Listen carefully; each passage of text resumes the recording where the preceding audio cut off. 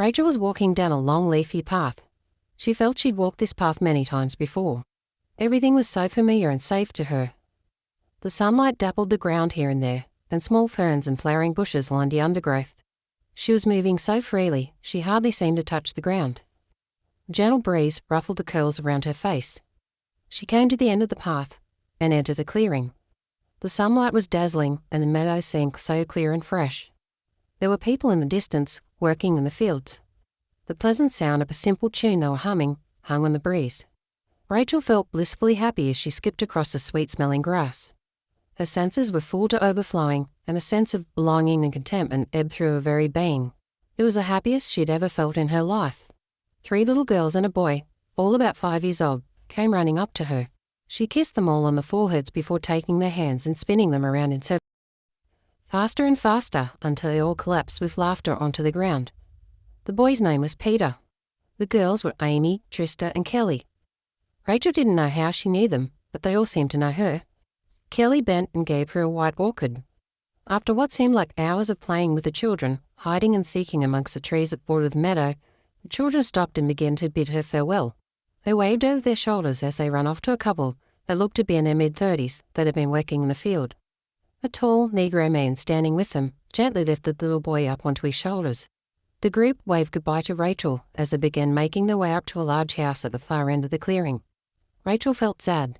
She knew she had to go. Go where? She wasn't sure. But the feeling was pulling at her, taking her back to the wooded area to the dappled path. Again her legs seemed to be hardly moving, although she was covering ground. Returning to where? From where?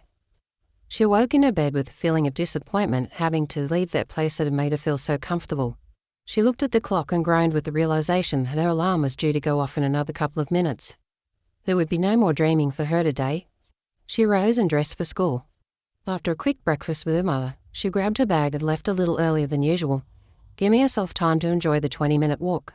She meandered along at her own pace and ended up taking a slightly different route than one she normally did.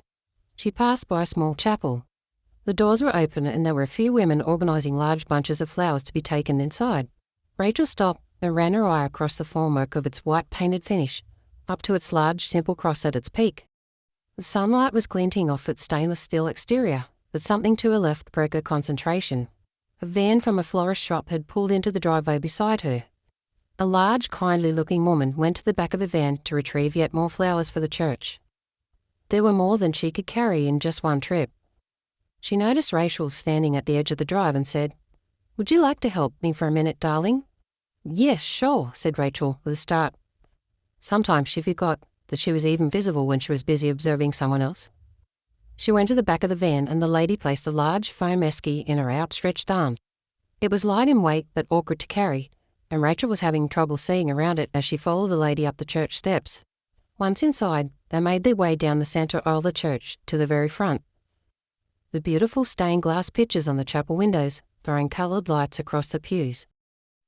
There were 4 large brass vases on stands around the altar, and the woman began to arrange each one. Rachel placed the esky on the ground at the foot of one of these vases. The woman had been rambling on about what sort of creepers she'd brought along to use as a bit of greenery. She asked Rachel if she'd ever done any flower arranging, but never stopped chatting long enough for her to answer. She just continued to prattle on, genuflecting or giving a little bow each time her path would cross in front of the large stone altar with its stunning gold crucifix atop. "Such a terrible thing," she said. "So sad." "Sorry," said Rachel. She'd lost concentration during the woman's incessant rambling about flower decorating and had started to think that she probably wasn't going to be so early for school anymore. "Sad," she said again. "About that poor young family." "What family?" said Rachel. "The Marchant family," said the woman, with a hint of disbelief in her voice. "Today, here. The funeral." "What happened to them?" asked Rachel. "The car. It blew a tire. Didn't you hear?" Rachel shook her head slowly in reply. "David and Rebecca and their 4 children. They were all killed when the car veered and plunged into the river, just before the bridge. Yes, terribly sad it was. Those poor little kids. What were their names again? Let me see. There was a boy called Peter. He was the eldest. And 3 girls. Amy, Trista, and Kelly. The woman and Rachel both said the names in perfect unison. "So you do know them then," said the woman. "Thought you would. It's not often there's a set of triplets born in a small place like this. It's just so sad. Going to be a big funeral, though, this is.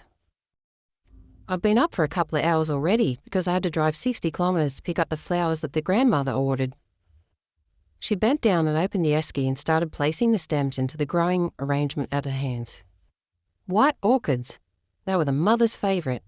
Just so hard to get around here, but you have to make a special effort when it's for something like this. It means so much to the family. Rachel slumped backwards into the front pew. Her legs could no longer hold her up. "Oh dear," said the lady. "I'm sorry. It seems I've gone and quite upset you. I just can't help but waffle on sometimes. Are you all right, dear?" "Yes, thanks," Rachel replied in a feeble voice.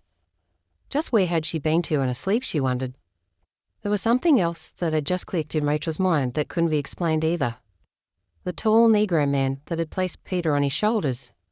He'd seemed like someone that Rachel knew. He was. It was the same man who had saved Rachel and Tamara from the oncoming train on the bridge that day. Who was he? Where was he? It was all too much to understand as Rachel buried her face into her hands. The lady was most concerned, insisting on driving Rachel to school, though it was clear that her mind wasn't going to be focused on lessons that day.